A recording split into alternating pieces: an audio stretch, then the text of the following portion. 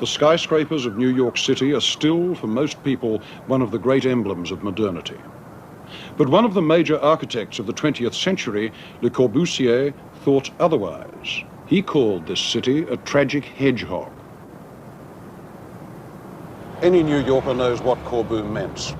He hated its contrast, its medieval dirt and its medieval inequalities of class. And he wanted to abolish the distance between the streets down here and the spires up there. He had a vision of New York as a possible, though flawed, utopia. New Yorkers didn't take that seriously then. Today they still don't. This century has been an age of utopian propositions. They've been drawn, designed, argued about, sometimes even built. And in the process, it has shown that ideal cities don't work. To the extent that planners have tried to convert living towns into utopia, they've destroyed them. It seems that, like plants, we do need the shit of others for nutriments. But some of the best minds of our culture have thought otherwise. They believed the arts could reform people, especially architecture. For architecture affects you most directly of all. It is the art you live in.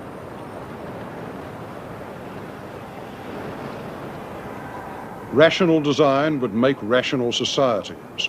The optimistic feeling of the time is recalled by the architect Philip Johnson.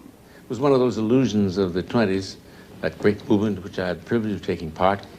The modern movement, the international style, we named it. There was the architecture of the 20s, which was thoroughly of the opinion that if you had good architecture, the lives of people would be improved, and that architecture improved people, and people would improve architecture until perfectibility would descend on us like the Holy Ghost, and we'd be happy forever after. But the architects of the modern movement weren't the first to feel this visionary urge. Utopia had been around on paper since the 15th century, when Alberti and Leonardo speculated about how to build the ideal town, and Antonio Filarete planned a city named Sforzinda, designed to abolish the muddle and filth of the medieval warren. A place for every job and rank of society, and every rank and job in its place. The dream of a didactic architecture, secular buildings that morally improved you, came to a climax around 1800 with the designs of a Frenchman, Etienne Louis Boulet. He was a son of the French Revolution, and his designs were obsessed by death, authority, and the grandeur of the new state.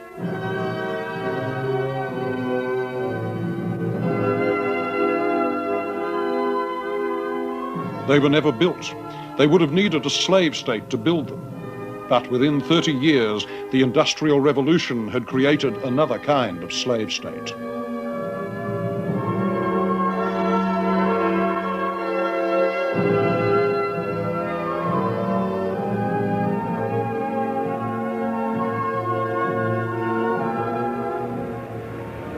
Throughout the 19th century, architecture had nothing to do with this misery and nothing to say about it. Architects built palaces for the rich, villas for the upper bourgeoisie, and ceremonial structures for the state. Some of them were of such splendor that in our century they became ritual targets for all right-minded modernists. And the main one was the Paris Opera, designed by Charles Garnier, a great whale of marble and bronze of such splendor that there would be no possible way of building it today. But although the civic pride of the 19th century expressed itself in structures like this one, the poor, the invisible ones, had no architecture. What they had was slums.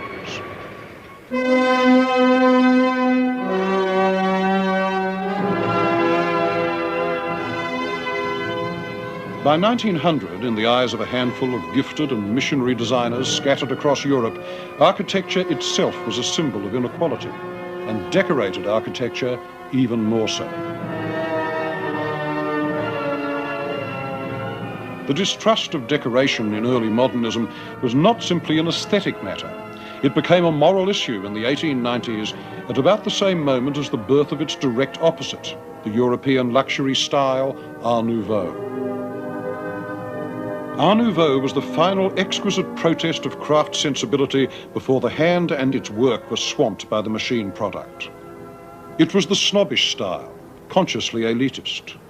In Art Nouveau, culture parodies nature, and the pre-industrial world makes its last stand among the twining shoots, the wavy lines, and the languid stained glass lilies.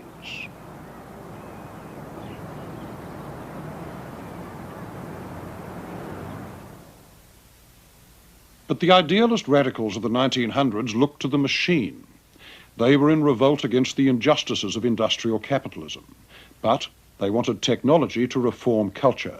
They saw themselves as social engineers, and two such men were Mario Chiattone and Antonio Sandelia, Italians who wrote the Futurist Manifesto of Architecture in 1914. We are no longer the men of the cathedrals, the palaces, the assembly halls, but big hotels, railway stations, immense roads, colossal ports, covered markets, brilliantly lit galleries, freeways, demolition and rebuilding schemes. We must invent and build the futurist city, dynamic in all its parts, and the futurist house must be like a machine. These were dream cities, paper architecture that nobody expected to build. And Sandelia was killed during the First World War at 28 before he could build anything. But he had fixed the imagery of concrete cliffs and flyovers that would dominate architecture and science fiction for another 40 years. And his speculative passion was shared by architects in other countries, including Soviet Russia after 1917, where constructivist designers like Melnikov, Rodchenko and Leonidov imagined vast community centres, halls, social condensers, palaces of the people, all based on the machine metaphor.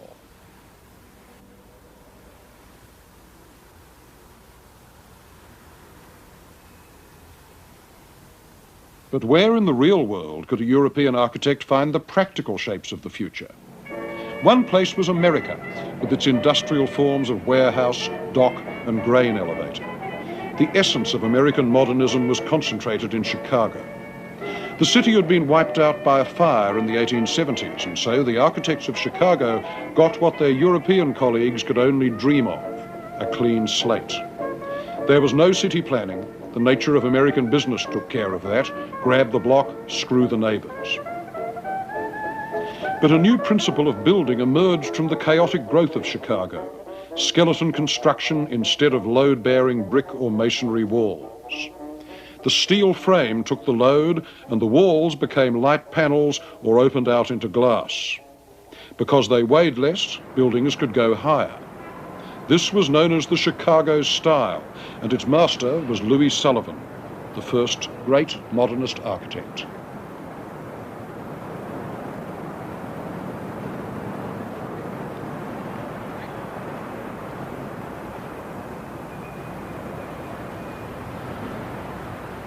Sullivan was a true American idealist. With me, he said, architecture is not an art but a religion, and that religion but a part of democracy.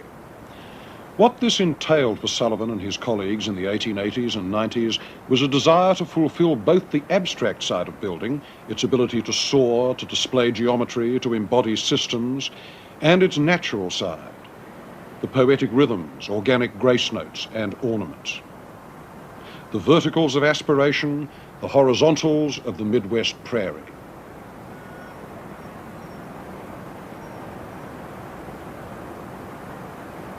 For the first time, the whole centre of a large city was rebuilt in terms of a new style. But it was not from Sullivan's ornament, but from his structural grid that later modern architecture would be derived.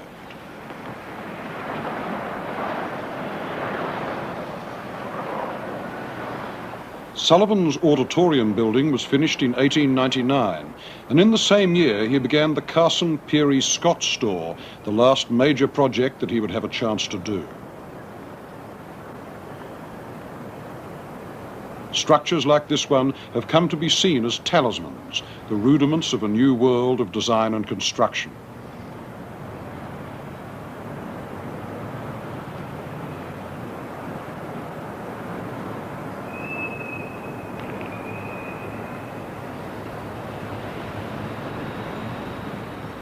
And although official European architects distrusted the grid, the idea behind it had already been tried out in Europe several decades before, and it grew straight out of the Industrial Revolution. The European resistance to the lessons of Chicago was partly due to its use of industrial materials. The basic one was metal. By using it structurally as the part of the building that actually carried the load, you could achieve a great degree of plainness, lightness, and delicacy. The first man to use iron as the frame of a major public building from the ground to the roof was French. His name was Henri Labrouste. Labrouste was born in 1801. He was one of the geniuses of the Romantic era, and one of his remarks became a rallying cry for functionalism 50 years after his death. In architecture, he said, form must always be appropriate to the function for which it is intended. Now, this was his demonstration piece, his first significant building, the Sainte-Geneviève Library in Paris, with those exquisite barrel vaults borne up on their wrought iron tracery, which floats out of the row of slender columns that runs down the center of the building. And all this designed at the amazingly early date of 1843. This prophetic building was far ahead of its time, and it's the point from which the use of iron and steel as architecture, not simply engineering, really begins. The second modern material was concrete, reinforced with steel rods and cables. Engineers had used it, but the first architect to use it expressively for something other than an airship hangar or a bridge was the German Max Berg, who built the Centenary Hall in Breslau in 1912, a vast ribbed dome covering 21,000 square feet, 4 times the area of the dome of St. Peter's. When the concrete set, the workmen refused to pull away the wooden molds because they were scared it would collapse, and Berg had to start tearing them down himself. But the hall is still there. However, the supreme material of Utopia was sheet glass.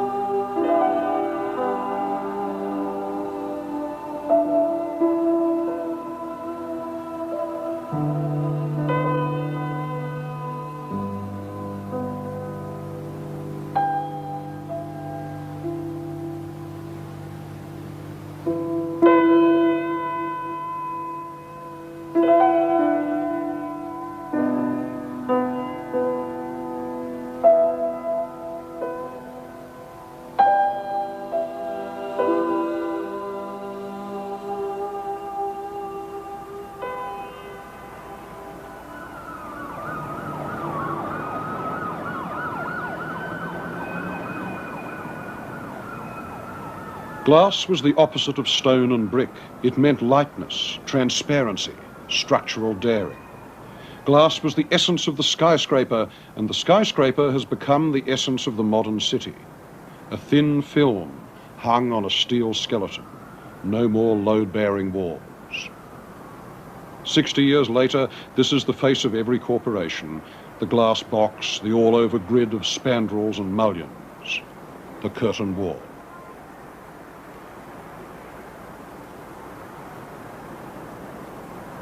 The chief architect of glass was a German, Ludwig Mies van der Rohe.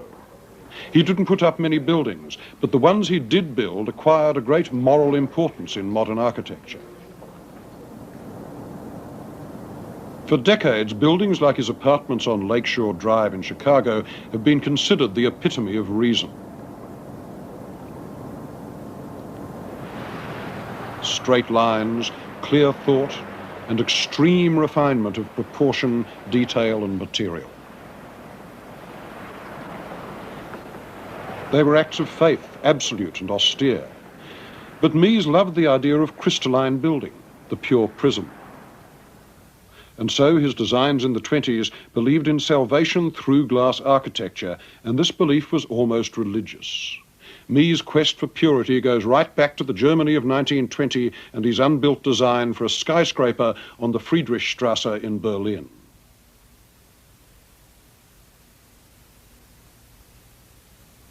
Though other architects were interested in towers, Mies invented the glass skyscraper as we know it today. Skin and bones, he said. That was architecture, no noodles. But he also said at the same time, 1923, that he rejected all aesthetic speculation, all doctrine, and all formalism. Which is odd, because the only architects who were more doctrinaire and formalist than Mies van der Rohe were his imitators. Mies believed that his buildings, like the Seagram here in New York, were objective because they grew out of machine culture, mass production, prefabrication. The individual, he chillingly announced, is losing significance. His destiny is no longer what interests us. But for all his theorizing about machine culture, not one of Mies' designs was ever successfully prefabricated. Why? Because he was a perfectionist, because he designed to tolerances that mass production simply couldn't handle. His whole background, after all, was involved with the tradition of craft, with the action of the hand upon fine traditional materials. Now, he did that in a very quiet way, but he certainly wasn't prepared to give up that idea of beauty or to make any compromises upon it. And so when it came to designing the Seagram building, he could have used steel or aluminum for the cladding. But no, what Mies wanted was bronze, this dark, satiny material which gave him the play of shadows within shadows that he wanted. And the result was aesthetically superb, but it was also fiendishly expensive and quite unrepeatable.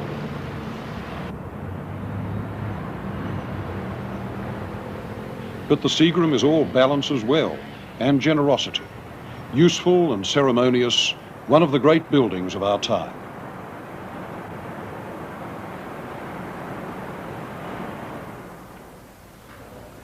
Mies wanted a universal grammar of architecture. Consequently, his flats look like office blocks and his museums look like airports or factories. Obsessive subtlety of form. He could spend weeks, months, thinking about how to turn a corner with I-beams and cladding. But a certain naivety about the larger social meanings of architecture, which, in Mies' world, did not count. And so many of Mies' projects tend to look authoritarian. One of the largest is the Federal Center in Chicago, which today looks like an ultimate refinement of American corporate style. The big, chilly slabs grouped around an intimidating open space, an ideal blank table, which then gets a decorative ashtray in the form of a sculpture, in this case, a stable by Alexander Calder.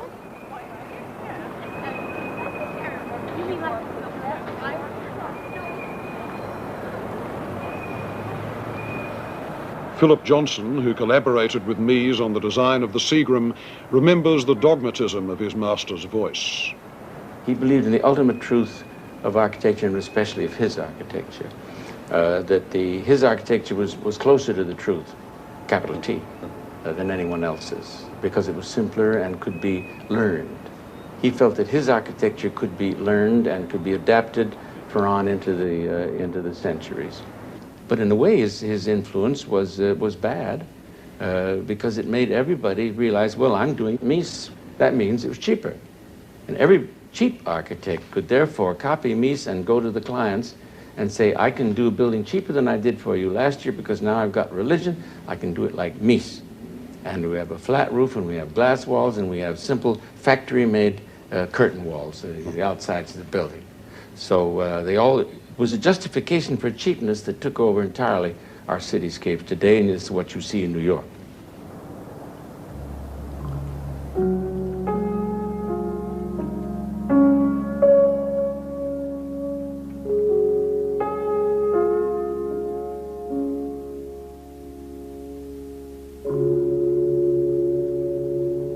But the great image of the new architecture wasn't the single building, it was the town plan.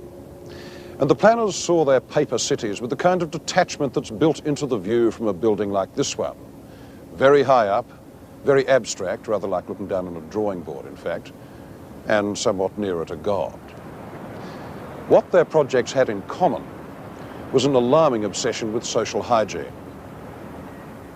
In future, the human animal, instead of lurking in streets and squares, would live in tower blocks and commute by monorail and biplane and scurry about in allotted green spaces and in general be made to do one thing at one time in one specific place. And thus the millennium would dawn, and the old cities of Europe, which had escaped the ravages of World War I, would now be flattened by idealist architects. Most of these utopian schemes fell somewhere between the suburb and the ziggurat, and most favoured the ziggurat. One motif recurs over and over: the tower blocks on a rectangular grid separated by patches of green space and joined by superhighways.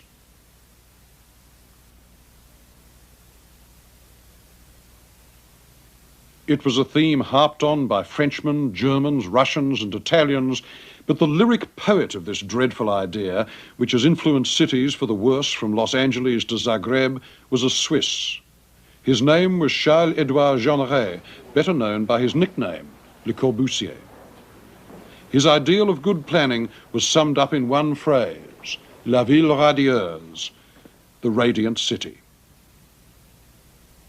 His answer to the crowded towns of Europe, so unpredictable, so hard to control, was the tower block glittering above the greenery. Decentralization brought about by the car. The car would abolish the human street, possibly even the human foot. Everyone would have a car. Some people would have aeroplanes too. The one thing nobody would have would be a place to bump into others, walk the dog, chat, strut, or do any of the 100 other random things that one does on a street and which, being random, were loathed by Le Corbusier.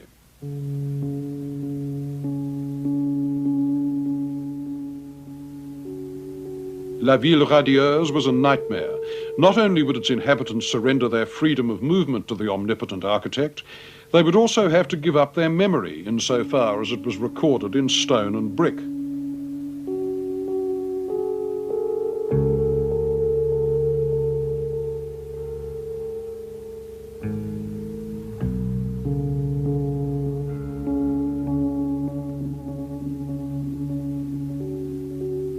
One of Corbusier's obsessive projects was the improvement of Paris, which involved the assassination of the city and its rebirth as tower blocks. Endless repetition of one crushing unit. People would be nothing more than cells in a mass transit system. His logic was Cartesian. He was French, after all, and the Platonic Cartesian absolutes were in his heart, and besides they made wonderful perspectives and marvelous models, how you just wipe out the city of Paris. It was a delicious intellectual exercise. How serious he was about it, I don't believe for a minute. The people that were serious were the Germans. They were the bad ones, because they not only believed it, they built them.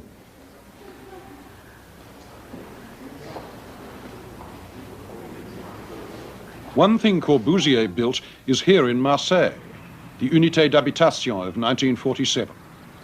9 stories high, set in green space, with an unusual roof. It contained a gymnasium, a space for exercise, a paddling pool for the kids, and a bicycle track.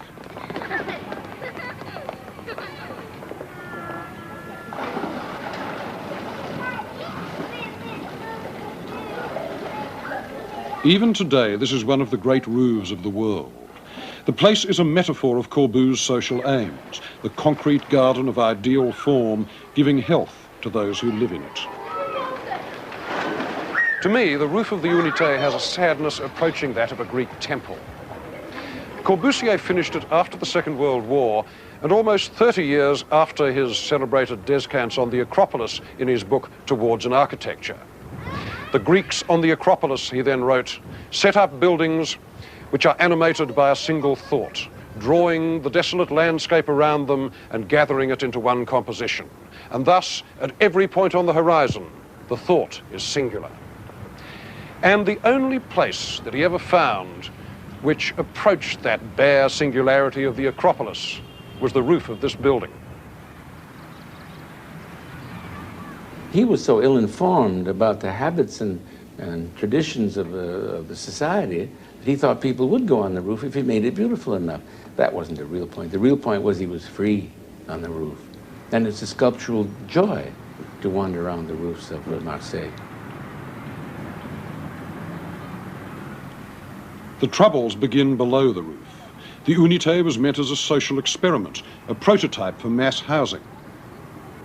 There is still a rough nobility to this concrete, even though it is grimy and can never mellow like stone. The pilotis, or stilts, are a grand muscular shape, although nobody uses the space under them for anything, and the cars have to park in the green space. And as housing, the Unité has not been a success. Its emblem is the figure of Corbu's modular man, the distorted great-grandchild of Vitruvian man, and unintentionally a symbol of Corbusier's lofty disregard of real human needs. Privacy in the flats hardly exists. Many of the rooms are little more than cupboards. The shopping mall on the 5th floor is mostly out of business because the French like to shop in real markets down on the street, another fact of life that the form giver did not grasp.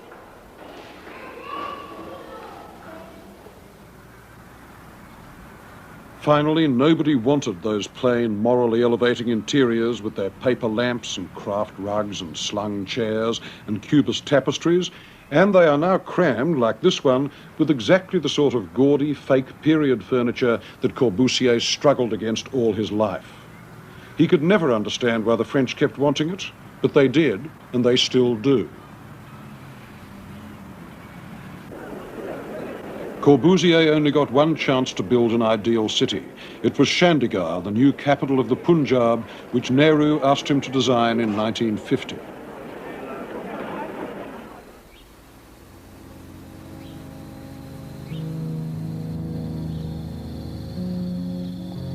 Its site was a blank, a windy plain at the foot of the Himalayas.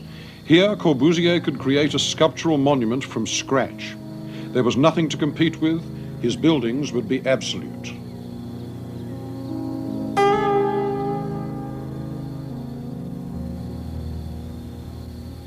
And so they were, except that they never came to life as a city. They have the passionate dignity and the uninhabitability of sculpture. But after 30 years, nobody wants to live there. And so Chandigarh, like most capitals that have been invented overnight by governments, is socially lifeless, elevating as an idea and depressing after the first 24 hours. Yet though he failed as a sociological architect, Corbusier was a great inventor of shapes, the Picasso of architecture. And his language was based on two systems of form which seemed utterly opposed, but were in his eyes similar. Classical Greek architecture in all its lucidity, and the clear analytic forms of machinery. He wanted to celebrate what he called the white world, the world of clarity and precision, of exact stucco and glass, of culture standing alone against the real world of muddle and clutter and compromise.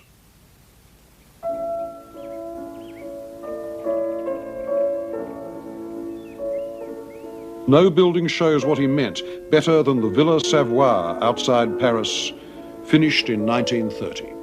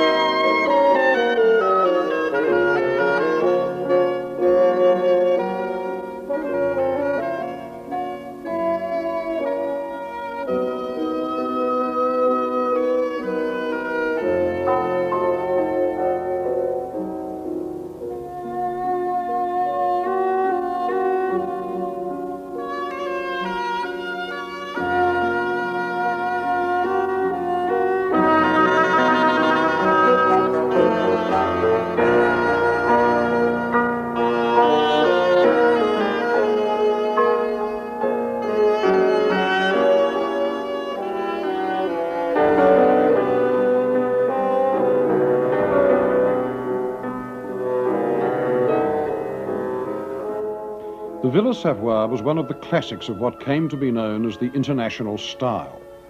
The principles of this style had been laid out once and for all in 1927 in the Deutsche Werkbund housing exhibition in Germany, an architectural trade fair for which not only Corbusier but also Walter Gropius, Mies, Bruno Taut, Peter Behrens and J.P. Out built demonstration homes.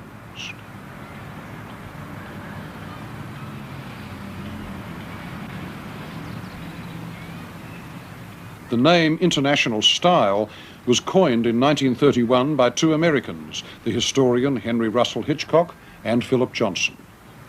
The first principle of the international style was that it was a style of volume, not of mass. That is, it wasn't built up from bricks like this. It was a taut skin stretched across a frame, and everything that meant. For instance, lifting buildings on pilotis, we even now use the Corbusier word. That particular point came from Corbusier, of course, lifting everything up, because, of course, the prisme pure had a sixth side, see, the underside. And you can't see the underside unless you have a volumetric look at everything. How could you have a ribbon window if it was mass? You can't have ribbon windows because it would fall down if it was a brick mass building. Nobody would use that word brick because that meant mass. Stucco was the one weightless material that everyone could get, and so every building of the international style in its purest form was stucco. From that came the principles of design of these volumes. Instead of being asymmetric, you don't put a door here and windows in, as in a mass building. You have ribbons of window, and then, because it's a functionalist building, you put a window where you needed a big window for the dog and a little window for the cat. The third principle was a non-principle typical of our mixed-up age. It was the avoidance of ornament. Now, ornament had disappeared up to that time anyhow because it was too expensive, and there were no more craftsmen. That's still true. Now, of course, we use pastiche ornament. We imitate or make moldings of old ornaments. That's the way it's come back in a strange way. But that principle of avoidance of ornament was the easiest to do.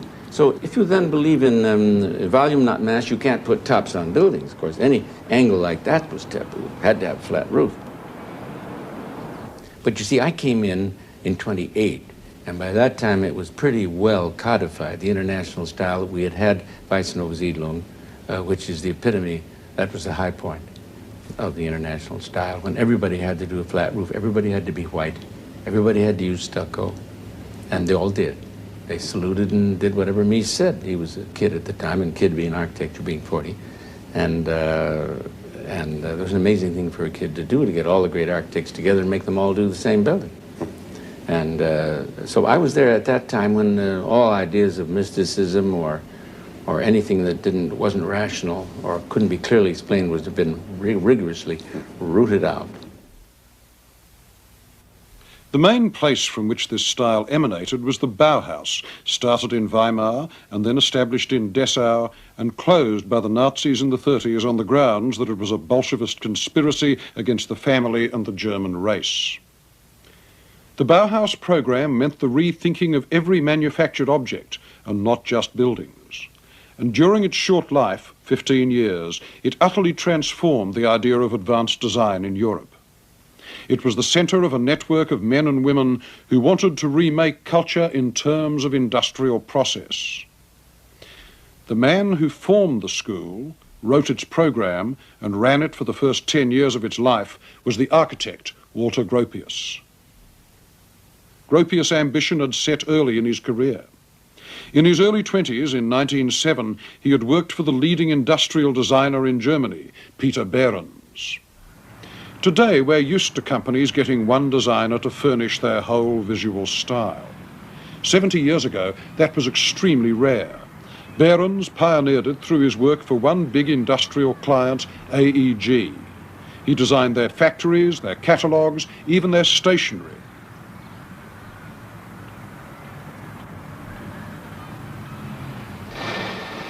Behrens went as close as any man had gone to creating a general style of design aimed at mass production of a wide range of products from an industrial base. Now, this point was not lost on Gropius. His major works before the Bauhaus were all industrial. In his Fargus factory of 1911, probably the most advanced building anyone had made before the First World War, the wall is daringly reduced to a glass skin stretched between columns and making a transparent corner.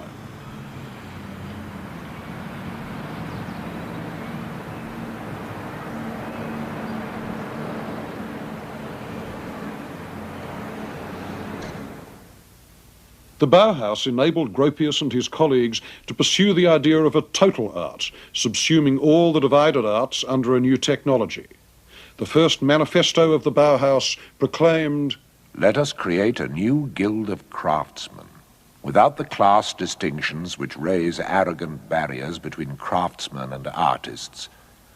Together let us conceive and build the new structure of the future, which will embrace architecture and painting and sculpture in one unity, and will rise one day towards heaven like the crystal symbol of a new faith." The Bauhaus view was that it was far harder to design a first-rate teapot than paint a second-rate painting. Later in his life, Walter Gropius explained the basic ideas of Bauhaus teaching. Everyone had to go through one of the craft workshops before he came into architecture. And some of them did not go into architecture. They stayed where they were in the painting workshop or whatever else it was. But any architect should have this basis, and I think we should have it today too. It is much too theoretical still. When you compare, for instance, the life of an architect today who is expected to sit in his studio and get everything out of his head on paper and specifications and so on, and then it's taken out of his hands and given into an army of workmen who have, so to speak, execute his will. And he is not permitted anymore to make any changes, and the workman is not permitted to add anything of himself.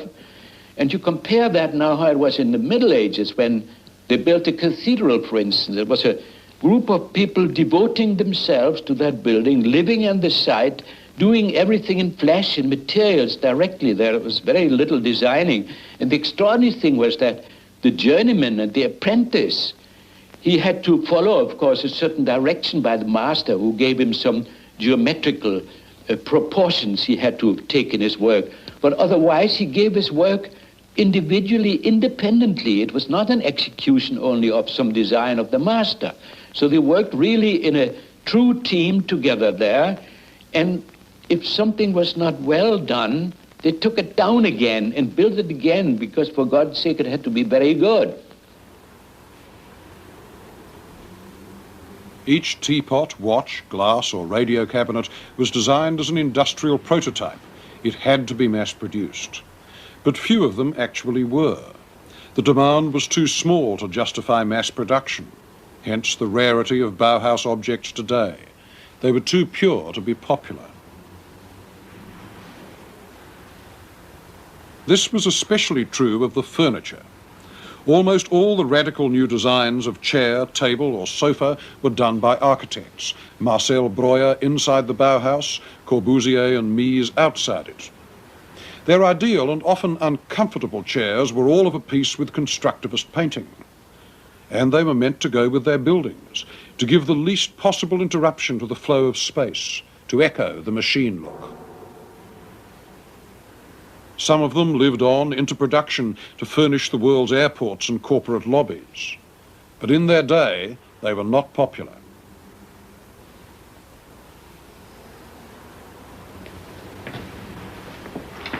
The most severe rebuke to the pleasure-seeking body was made a bit earlier in 1918 by a Dutch designer called Gerrit Rietveld. And this chair of his is rightly considered a classic because it goes far beyond the ordinary kind of functionalist discomfort. The human body for which it was putatively made simply doesn't exist. And insofar as it ever was designed to accommodate a human bottom, that bottom is one of those platonic solids existing somewhere out in the ether in a world of ideal form, but never made flesh. The fact about these designs of Rietveld's is that, august as they are not really furniture. They're sculpture. They're a three-dimensional development of two-dimensional pattern, the kind of pattern of grid and primary colours that formed the paintings of Mondrian, van Doesburg and the De Stijl group. De Stijl was Dutch for the style. Its leader was a painter and critic, Theo van Doesburg.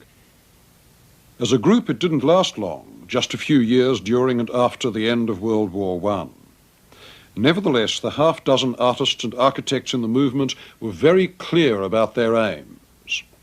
After the slaughter of the Great War, they wanted to be international men, and art could supply the model for this frame of mind. Down with frontiers, up with the grid. A new world of lucidity would rise from the wreckage. No curved lines, Masonic rectitude. De Stijl was against the individual and for the collective and the universal.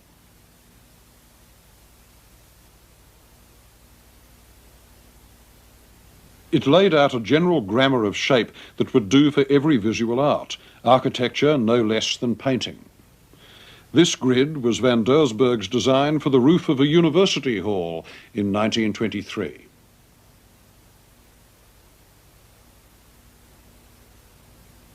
The programme of De Stijl had no practical chance, since art cannot cure nationalism and manufacturers were not idealists. But its name survives partly because one of the greatest artists of the 20th century was involved with it. He was Piet Mondrian. This grave and diffident man was one of the last painters to believe that the conditions of human life could be changed by making pictures. For him, art was not an end in itself. It was a means towards an end. Mondrian was an intensely religious man. He had a vision of Utopia in which the scales would drop from man's eyes as the visible world disclosed its underlying harmonies. Then to see would be to know. Mondrian thought of art as a bridge to this clarity of vision. Once you had it, you no longer needed painting. And this belief gave his work an extraordinary consistency.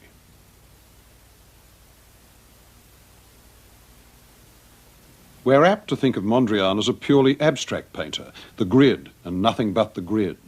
But his work was grounded in nature and in metaphors based on nature. One motif that his grids came from, for instance, was the coastal landscape of Holland, the dunes and the sea. And the glitter of light on this flatness, the movement of the waves, became a pattern of crosses. And this crisscrossing field, with its points and twinkles of energy, became one of Mondrian's signs for all substance. It was the basis of his universal grammar. So it was appropriate that Mondrian should have come to New York, Grid City. He got there as a refugee from the Second World War in 1940, and his studio is remembered as one of the shrines of modernism in America.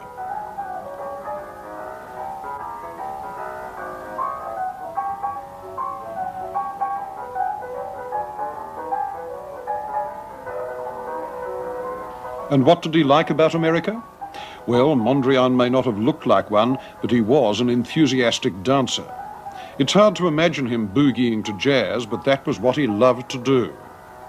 Out of that music and the New York grid, Mondrian distilled his late paintings, New York City, Broadway Boogie Woogie, and Victory Boogie Woogie.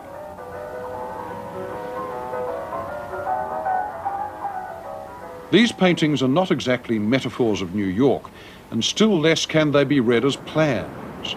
But they are diagrams of the kind of energy and order that Mondrian detected in the great flawed city.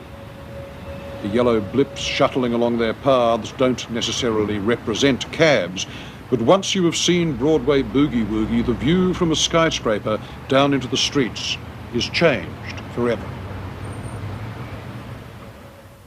And why should Mondrian's last paintings still move us, whereas the utopian city plans of the architects do not? Partly because the space of art is the ideal space of fiction. In it, things are not used and they never decay. You can never walk in a painting as you must imagine yourself walking in a street or a building.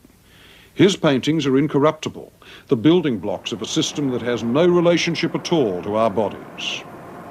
Without respect for the body as it is and for social memory as it stands, There is no such thing as a workable or humane architecture. And that's why a place like this, La Défense outside Paris, is experienced by everybody, including those who live in it, as a piece of social scar tissue. Gimmicky, condescending Alphaville modernism. Stick them in concrete boxes and give them some concrete to play on, and then paint it all bright colours because that's what the kiddies like.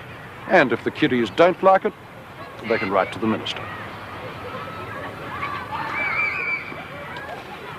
That is why so many of the classics of utopian planning have turned out to look inhuman or absurd, and why they don't work, and why the social pretensions behind them seem to be so much hot air. After this, who believes in progress and perfectibility anymore? Who believes in master builders and form givers? That's right. You see, who are you? You don't believe in progress. But who does now believe in progress? So I think those things have influenced the architecture more than anything else. I think the progress, the whole Benthamite every day and every way we're getting better and better theory is pretty well washed up.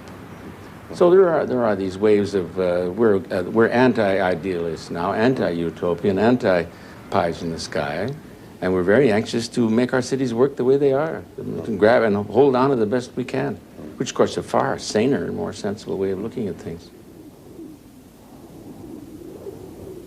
The architectural historian Charles Jenks pointed out that one can date the death of the modern movement not just to the decade or to the year, but to the minute. It happened in St. Louis, where the architect Minoru Yamasaki had designed a large, low-income housing project. Its name was Pruitt-Igoe.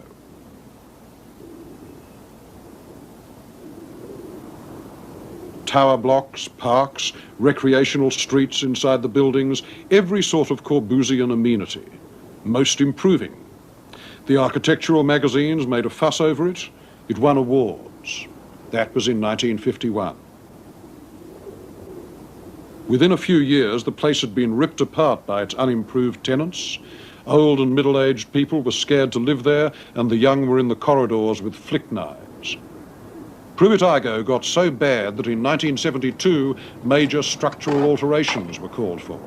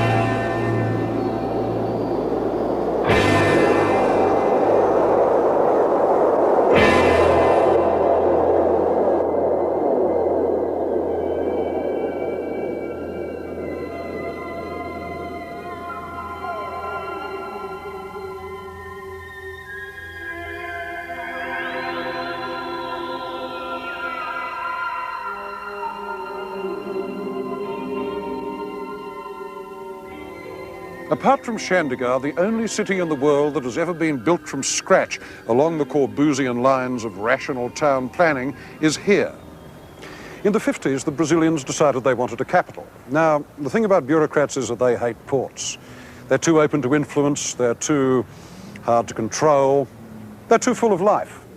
And so, although they already had one very lively port in Rio, the Brazilians decided to put their capital 1,200 kilometers away in the center of the country on a red dirt plateau where nobody had ever lived or indeed ever wanted to.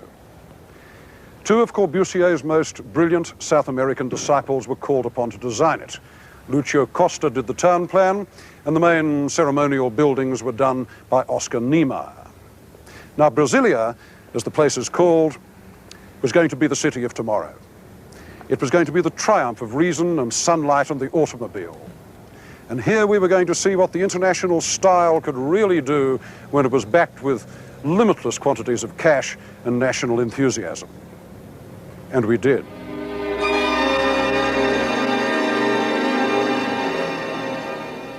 This was La Ville Radieuse all over again. How good it can look on film, the most photogenic new town on earth.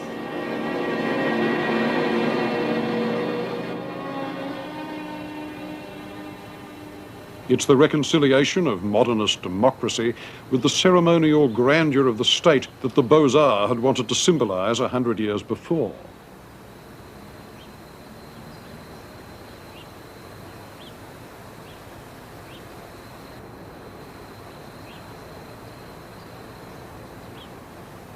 It's always had a good press, too. Brazilian architectural critics did not dare say anything against it, and it's so far away that most other critics have never actually seen it.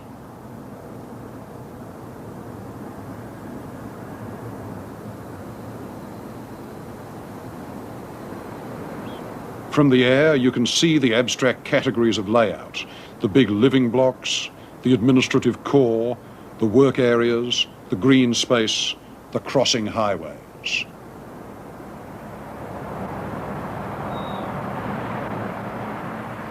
Here, the Corbusian dream has come true. The car has abolished the street, and the pedestrian is an irrelevance. A large irrelevance, since most people in Brasilia do not own cars.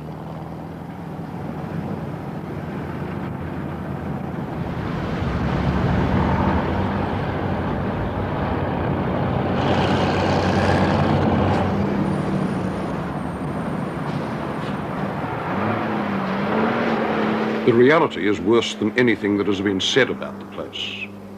Brasilia is a facade, run up under political pressure, finished in 1960 and already falling to bits. Cracking stonework, flaking concrete, rusting metal, a ceremonial slum.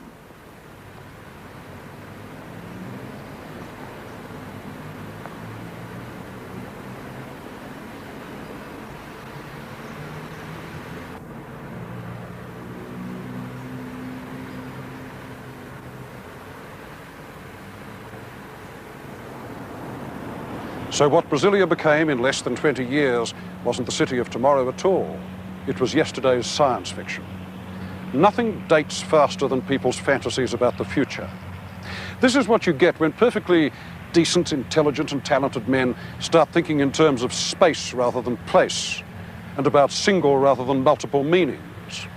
It's what you get when you design for political aspirations and not real human needs. You get miles of jerry-built platonic nowhere infested with Volkswagens. This, one may fervently hope, is the last experiment of its kind. The utopian buck stops here.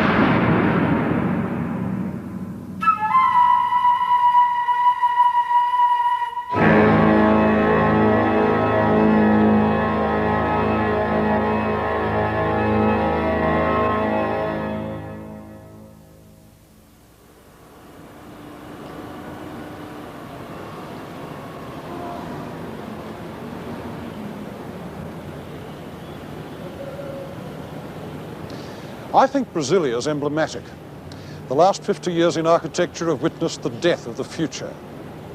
Like the Baroque or the High Renaissance, the modern movement lived and died, and it left behind its masterpieces which survive. But the doctrines don't inspire us so much anymore.